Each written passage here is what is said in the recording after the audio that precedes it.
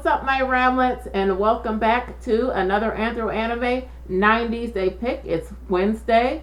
For those of you who are new to my channel, welcome. I'm Nebou. I do 90s reviews on Wednesdays and anime picks on Saturdays. For those of you who are already my subscribers, thank you so much for tuning in. And without further ado, let's get started. Guys, this is got to be one of my favorite shows as a kid just because of everything it kind of represented at the time.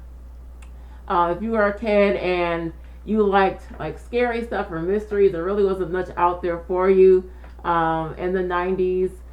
So without further ado, let's talk about this pick, which kind of brought all of that kind of scary, creepy stuff down to a kid's level. It is Are You Afraid of the Dark? So I'll see you guys shortly after this review. Alright everybody, let's get started with my review of the Nickelodeon TV show, Are You Afraid of the Dark? So Are You Afraid of the Dark, it debuted October 31st, 1990, so perfect timing, Halloween night. It lasted for 7 seasons, and it ended April 20th, 1996. So the premise of the show, it's like a spooky anthology series for kids, and it recounts ghost stories told by young members of the Midnight Society.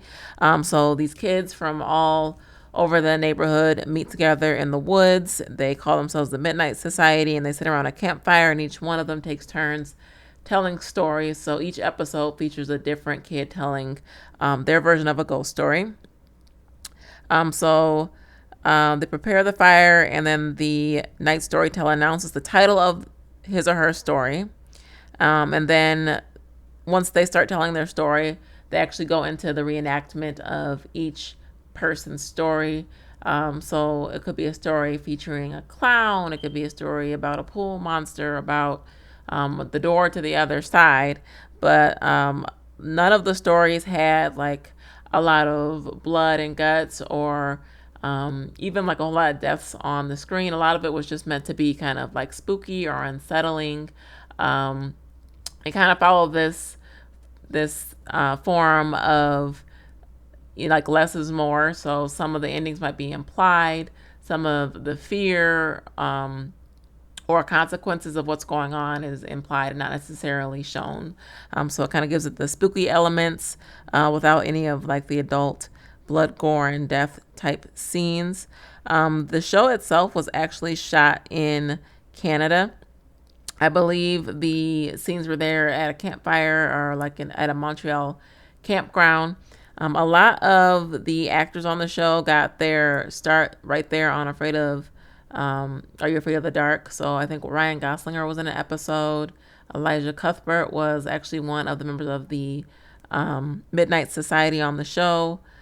They actually did a reunion, I want to say in like 2015, with like 3 of the core members of the show, which was really cool to kind of see like where are they at now. But I definitely highly recommend the show. It does kind of remind me along the lines of Goosebumps, which is kind of cool. This show was airing on Saturday nights on Snick. I don't know if you guys remember Snick, but it was kind of like the in-between for teenagers or preteens. So that a lot of the shows were geared towards them, and Are You Afraid of the Dark was one of them. So if you guys are able to find episodes of it, I would highly recommend it. Even here on YouTube, you can Google Are You Afraid of the Dark, and sometimes there's full episodes. So I would definitely give them a watch if you are interested and aren't afraid of the dark. Welcome back, guys. I hope you enjoyed that review of the Nickelodeon show, Are You Afraid of the Dark? I believe you can still catch episodes either on Hulu or you can actually purchase them on Amazon. I definitely enjoyed the series. It's a nice little gateway series for kids or preteens without it being too over the top and too gory. It's also kind of similar along the lines of Goosebumps, if you remember that growing up as a kid. But as always, if you guys want to support me here on my channel, please like this video and subscribe for more 90s content on Wednesdays and anime on Saturdays. Or if you want to support me outside of my channel, you can go to my Teespring store. I've got some new designs there for you guys to check out. The product comes straight to your door, or you can become a Patreon and donate that way. So as always, you guys, thanks for tuning in. And remember, be safe, be kind, and be well. See you next time.